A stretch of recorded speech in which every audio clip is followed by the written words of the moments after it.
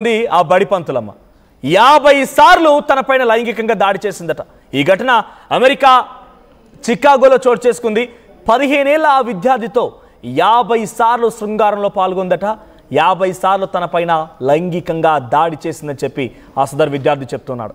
చికాగోలోని downers group south high స్కూల్లో ఈ ఘటన చోటు చేసుకుంది. టీచర్ క్రిస్టినా ఫార్మెల్లా పైన ప్రస్తుతం స్టూడెంట్ పేరెంట్స్ ఫిర్యాదు ఇచ్చారు. క్రిస్టినా పైన లైంగికంగా నేరపూరిత అభియోగాలతో పాటుగా సుమారుగా 52 అభియోగాలు మోపడం జరిగింది. భర్తతో కలిసి చూడండి, ఇక్కడ ఆ విద్యార్థి పైన లైంగికంగా దాడి చేసి శృంగారంలోకి తనని లాగి 52 సార్లు తనపైన 50 సార్లు తనపైన లైంగికంగా దాడి చేసిన తర్వాత అటు విద్యార్థి తల్లిదండ్రులు పోలీసులకు ఫిర్యాదు అందిస్తే తన భర్తతో పాటుగా కోర్టును ఆశ్రయించిందట. ఏమని, నాకు అసలు సంబంధమే లేదు, నేనేం చేయలేదని చెప్పి చాలా అమాయకంగా నటించిందట. అయితే భర్తతో కలిసి కోర్టుకు రావడం పైన కొంత పెద్ద ఎత్తున ఇప్పుడు అక్కడ కొంత కామిక్ వేలో కూడా చర్చలు జరుగుతున్నాయి. స్టూడెంట్తో శృంగారం చేయలేదని టీచర్ వాదన వినిపిస్తోంది. ప్రస్తుతానికి కోర్టు ఈ విషయం పైన విద్యార్థి నుంచి ఆ సదరు టీచర్ని 5000 ఫీట్ల దూరంలో ఉండాలని చెప్పింది. అట్ ది సేమ్ టైం కనీసం 2200 ఫీట్లుగా కుదించండి అని చెప్పి క్రిస్టినా ఫార్మెల్లా ఆ టీచర్ రిక్వెస్ట్ చేసిందట. అయితే ఏం చేసినా ఏం చెప్పినా వినేదే లేదు. ఇక తుది తీర్పు ఆగస్టు 4న వెలువడుతుంది. అప్పటి వరకు 5000 ఫీట్ల దూరంగా ఆ విద్యార్థి నుంచి దూరంగా ఉండాలని చెప్పి ప్రస్తుతానికి ఆ టీచర్కి ఆదేశాలు జారీ చేసింది కోర్టు. అయితే దోషిగా తేలితే, నిరూపితమైతే, అన్ని రకాల మెడికల్ చెకప్స్, ఇన్వెస్టిగేషన్ అంతా సవ్యంగా జరిగి నిరూపితమైతే కనుక ఆ టీచర్కి 60 ఏళ్ల జైలు శిక్ష. తన వయసు చూస్తుంటే బహుశా ఇక్కడ మీకు కనిపిస్తున్నటువంటి ఆ ఒక్క లేడీయే టీచర్, ఆ మహిళనే టీచర్. సో తను చూస్తుంటే వయసుకి 30-35 ఏళ్ళు ఉండుంటాయి. ఇంకో 60 ఏళ్ళు జైలు శిక్ష అంటే ఇక మొత్తం జీవితం అంతా ఇక జైల్లో గడపాల్సిందే శిక్ష కనుక రుజువు అయితే. నిజంగా చూడండి, అది ఎక్కడైనా, ఏ దేశమైనా, ఎక్కడైనా, అమెరికాలో జరిగింది చికాగోలో. సో అక్కడ జరిగింది కదా, ఇక్కడి వరకు ఎందుకనంటే కనుక డెఫినెట్గా ఇది సోషల్ మీడియాలో ఇప్పుడు చాలా తీవ్రంగా చర్చనీయాంశంగా మారింది. చదువు చెప్పమని పంపిస్తే 50 సార్లు ఆ వ్యక్తిపై లైంగికంగా దాడికి పాల్పడింది. 15 ఏళ్ల కుర్రోడు, 15 ఏళ్ల అబ్బాయికి 50 సార్లు లైంగికంగా దాడికి పాల్పడిందంటే ఆ అబ్బాయి ఎంతలా ఇబ్బంది పడి ఉంటాడు, ఎంతలా ఒక రకంగా శోకసందర్లో మునిగి ఉండి అర్థం చేసుకోండి. కొట్టేదట, తనని గిల్లేదట, తనని కొట్టేదట. ఒక రకంగా చెప్పాలంటే తనకు ఒక రకంగా ఇక నేను చెప్పలేకపోతున్నాను, I'm sorry to say, but మీకు కొంచెం వర్డ్స్ యూజ్ చేస్తున్నాను. తనని శారీరకంగా వాడుకోవడం కోసం పదే దాడి చేసేదట, కర్రతో కొట్టేదట. బేసిక్గా అక్కడ టీచర్లే కానివ్వండి, కన్న తల్లిదండ్రులు కూడా పిల్లల్ని కొడుతున్నారంటే ఒక నేరం, డెఫినెట్గా నేరాన్ని అనుభవించాల్సిందే, నేరంగా శిక్షను అనుభవించాల్సిందే. అటువంటి సంఘటన నుంచి తనని శారీరకంగా వేధించి చంపేదని చెప్పి ఆ విద్యార్థి చెప్తున్నాడట.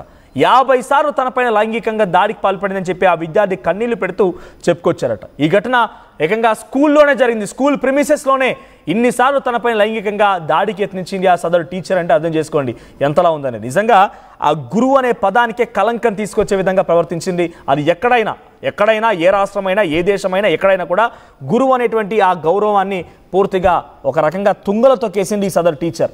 సో చికాగోలోని డౌనర్స్ గ్రూప్ సౌత్ స్కూల్లో ఈ ఘటన చోటు చేసుకుంది. మరిన్ని డీటెయిల్డ్ అప్డేట్స్తో నా కొలీగ్ సచిన్ సిద్ధంగా ఉన్నారు. సచిన్, సో ఏంటి టీచరే ఈ రకంగా ఆ విద్యాబుద్ధులు నేర్పించి సద్మార్గం, ఒక మంచి మార్గం వైపుగా నడిపించాల్సినటువంటి ఆ టీచరే సో ఆ రకంగా నడిపించకపోగా ఆ విద్యార్థి పైన లైంగికంగా దాడికి పాల్పడి కొట్టేదట, మీద పడి రక్కేదట. ఏం జరుగుతుంది అసలు? ఇక్కడ ఉన్నటువంటి ఈ ఘటన పైన అప్డేట్స్ ఏంటి? తల్లి తండ్రి గురువు దైవం అని చెప్పి, అంటే గురువుకి ఆస్థానం ఇస్తాం. ఇది ఎక్కడైనా అంతే. కానీ టీచర్ ప్రొఫెషన్ కి సంబంధించి మాట్లాడుకున్న సందర్భంలో ఏ దేశం దాదాపుగా అదే వాల్యూ ఇస్తూ ఉంటుంది. ఎందుకంటే విద్యాబుద్ధులు నేర్పుతారని చెప్పి. ప్రస్తుతం ఆ పదానికే కళంకం తీసుకొచ్చేలా ప్రవర్తించింది ఆ దుర్మార్గురాలు, ఎటువంటి అతిశక్తి లేదు. బహుశా ప్రస్తుతం ఆ కృష్ణ అనే వ్యక్తి ఎవరైతే ఉన్నారో ఆ వ్యక్తికి సంబంధించి పూర్తి స్థాయిలో ఇన్వెస్టిగేషన్ జరుగుతోంది. అంటే తను ఒక 45 నుంచి 50 సార్లు అతడితో ఎవరైతే బాధిత విద్యార్థి ఉన్నారో వాళ్ళతో లైంగిక చర్యకు దిగింది అనేది ఆరోపణ. ఈ ఆరోపణ కనుక నిజమైతే 60 ఏళ్ల పాటు కఠిన శిక్ష విధించబోతోంది. ఇప్పటికీ ఆ వ్యక్తికి సంబంధించి ఎవరైతే బాధిత విద్యార్థి ఉన్నారో విద్యార్థికి దూరంగా ఉండాలి. దాదాపుగా 5000 ఫీట్లు అనుకుంటాను, 5000 ఫీట్లకు దూరంగా ఉండాలి అంటూ కూడా కోర్టు డైరెక్షన్స్ ఇస్తే దాన్ని 2500 కుదించాలంటూ కూడా సదరు టీచర్ కోర్టుని రిక్వెస్ట్ చేసినట్టుగా తెలుస్తోంది. ఆ రిక్వెస్ట్ నేపథ్యంలోనే దాన్ని తిరస్కరించింది కోర్టు. దాంతో పాటు ప్రస్తుతం ఈ ఘటనకు సంబంధించి పూర్తి స్థాయిలో ఇన్వెస్టిగేషన్ జరుగుతోంది. మనోజ్, పూర్తి స్థాయిలో మాత్రం ఇంకా ఇన్ఫర్మేషన్ తెలియాల్సి ఉందని చెప్పుకోవాలి. అంటే తను చేసిన పని ఎంత ఇబ్బంది గురి చేస్తుంది అంటే నిజంగా గురువు అనేటువంటి ఆ గౌరవానికి కలంకం తీసుకొచ్చే విధంగా ఉంది. నిజానికి ఈ ఘటన తర్వాత పెద్ద ఎత్తున సోషల్ మీడియాలో ఇప్పుడు ఈ విషయం పైన చర్చలు జరుగుతున్న ఇంటర్నేషనల్ కథనాల్లో కూడా చాలా ప్రముఖంగా దీన్ని ఆర్టికల్స్గా రాసుకొస్తున్నారు. కాబట్టి ఎటువంటి డిస్కషన్ జరుగుతోంది ఆ టీచర్ ప్రొఫెషన్ కి సంబంధించి? ఎందుకంటే ఇప్పటికే దాదాపుగా అన్ని స్కూల్లో అంటే ప్రపంచవ్యాప్తంగా ఎక్కడ చూసినా ఆ డిస్టెన్సింగ్ విషయం కావచ్చు, లేకపోతే ఆ కేర్ టేకింగ్ విషయంలో కావచ్చు, విద్యార్థులతో ఎలా మెలగాలి అనే అంశానికి సంబంధించి గైడ్ లైన్స్ ఉన్నాయి, స్టాండర్డ్ ఆపరేషనల్ ప్రొసీజర్స్ ప్రతిదానికి కూడా ఉన్నాయి. బట్ అవి ఎంతవరకు పాటిస్తున్నారు? ఇప్పుడు ఈ ఘటన ఒక్కసారిగా కేవలం అక్కడికి మాత్రమే పరిమితం కాలేదు. ఇది మొత్తం ప్రపంచం దృష్టిని ఆకర్షించిన పరిస్థితి. మనం స్కూల్స్ కి స్టూడెంట్స్ ని పంపిస్తున్నప్పుడు వాళ్ళు మెలుగుతున్న తీరు, ఒకప్పుడు బెత్తం పట్టుకుని టీచర్ కనిపించేవాళ్ళు, ఇప్పుడు ఆ బెత్తం పట్టుకున్న పరిస్థితి లేదు. అంటే అంతలా మనం నియమ నిబంధనలో మార్పులు తీసుకొచ్చాం.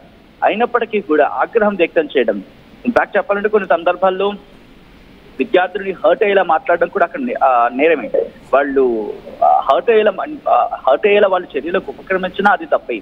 సో అంతటి కఠినమైన చర్యలు, అటువంటి కఠినమైన గైడ్ లైన్స్ రూపొందించుకున్న దేశాల్లో కూడా ఇలా జరుగుతుందంటే విద్యా వ్యవస్థను మరింకోసారి ప్రశ్నిస్తోంది. అయితే ఇది సాకర్ కి సంబంధించి సాకర్ నేర్పుతుంది అనే ఒక చర్చ అయితే జరుగుతుంది. అంటే సాకర్ నేర్పుతున్న టీచర్ గా మాట వినిపిస్తోంది. సో ఎక్కడైనా సరే ఏ ప్రొఫెషన్ అయినా కావచ్చు, టీచింగ్ అది స్కూలింగ్ కావచ్చు, లేకపోతే అకాడమిక్స్ కావచ్చు, లేకపోతే స్పోర్ట్స్ విషయంలో కావచ్చు, ప్లాట్ఫామ్ వేరే ఇట్ మేబీ, అది ఏ ప్లాట్ఫామ్ అయినప్పటికీ కూడా. కానీ ఇప్పుడు ఈ జరిగిన ఘటన అసలు ఆవిడ టీచర్ అయినా అంత దారుణంగా ఎలా చేయగలుగుతుంది? ఈ ఒక్కసారికి అందరినీ షాక్ గురి చేస్తున్న ఘటన కింద చెప్పుకోవాలి. అయితే ఈ ఘటన మీద పూర్తి స్థాయిలో ఇన్వెస్టిగేషన్ అయితే ప్రారంభించడం జరిగింది. కోర్టు కూడా డైరెక్షన్స్ ఇచ్చింది సదరు అధికారులకి పూర్తి స్థాయిలో ఇన్వెస్టిగేషన్ చేయాలని చెప్పుకొచ్చింది. దాంతో పాటు నేను చెయ్యలేదు అనేది ఆవిడ క్రిస్టియన్ అనే వ్యక్తి చెప్తున్న మాట. బట్ ఆ విద్యార్థిని ఇచ్చిన స్టేట్మెంట్స్ కావచ్చు, లేకపోతే ఆ జరిగిన కార్యక్రమాలు కావచ్చు, అక్కడ జరిగిన ఇబ్బందికర వాతావరణం కావచ్చు, అంటే ప్రొసీడింగ్స్ విషయంలో మాట్లాడినప్పుడు వాటిని దృష్టిలో ఉంచుకుని అధికారులు డీటెయిల్ ఇన్వెస్టిగేషన్ చేయాలని చెప్పుకుంటున్నారు. బట్ ఇక్కడ ఇంట్రెస్టింగ్ గా దాదాపు 45-50 సార్లు అనుకుంటున్న సందర్భంలో మోస్ట్ ఆఫ్ ద టైం అక్కడి అంటే తను నేర్చుకున్న చోటే లైంగిక దాడికి గురవడం జరిగింది అనేది ఇక్కడ వినిపిస్తున్నమాట. సో ఇన్వెస్టిగేషన్ అయితే మాత్రం ప్రారంభించడం జరిగింది పూర్తి స్థాయిలో. Right, thank you Sachin. So ఇంట్రెస్టింగ్గా నేను ఈ విషయం పైన అసలు ఏం జరుగుతుందని కొన్ని కథనాలు చూసినప్పుడు న్యూయార్క్ పోస్ట్ అనేటువంటి ఒక ఆర్టికల్ సెర్చ్ చేస్తే దాంట్లో ఏముందనంటే కోర్ట్ హియరింగ్ జరుగుతున్నంతసేపు భార్యాభర్తలు ఇద్దరు చేయి పట్టుకొని ఉన్నారట. అటు క్రిస్టియానో ఫార్మెల్లా సేమ్ టైం తన హస్బెండ్ ఇద్దరు కూడా చేయి పట్టుకొని ఒకరిని చూస్తూ ఒకరు నవ్వుతూ ఉన్నారంట. కోర్టులో తను చేసినటువంటి ఆ మహోత్తమైనటువంటి పనికి సిగ్గనిపించాలి కొంచెమైనా. సో తను చేసిందే దిక్కుమాలిన పని, ఆ పనికి గాను ఆ భర్తను పట్టుకొని నవ్వుతూనే ఉందట కోర్టు మొత్తం హియరింగ్ జరుగుతున్నంతసేపు. ఆ న్యూయార్క్ పోస్ట్లో రాసుకొచ్చారు. Michael, I was holding her hand the entire time. They were smiling at each other, literally smiling at each other and the entire team until she got up. One courtroom spy who sat directly behind the couple told the Post. So New York post అనేటువంటి ఈ ఆర్టికల్కి అక్కడ ఉన్నటువంటి ఒక spy చెప్పుకోవచ్చు. అదేమని కోర్టులో కంటిన్యూస్గా ఒకరు చేతి పట్టుకొని ఒకరు విడిచిపెట్టకుండా నవ్వుతూనే ఉన్నారట కోర్టు హియరింగ్ జరుగుతున్నంతసేపు. సో ఎప్పుడు జరిగిందంటే ఇద్దరు కూడా ఇటు భార్యాభర్తలు మైకేల్ అండ్ క్రిస్టియానా ఇద్దరు కూడా తను కాలేజ్లో చదువుతున్న టైంలో వాళ్ళిద్దరి మధ్య లవ్ స్టార్ట్ అయిందంట. రీసెంట్గా she and her husband are college sweethearts and married just last year. పోయిన ఏడాది ఇద్దరికి వివాహం జరిగిందట. అయితే ఈ ఘటన పాల్పడకంటే మునుపు సెప్టెంబర్లో ఒకసారిగా తను చెప్పిందట ఆ విద్యార్థి కూడా కోర్టు ముందు చెప్పుకున్నాడట. ఏమని? ఫార్మెల్లా told that the boy she was planning to leave her husband and take him for